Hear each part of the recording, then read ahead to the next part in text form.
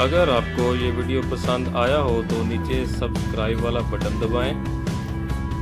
Button दबाने के बाद आप इसके साथ में जो बेल आइकन है उस पर भी क्लिक कर दीजिए ताकि आपको हमारे तमाम नए आने वाली वीडियोस के नोटिफिकेशन मिलते रहें।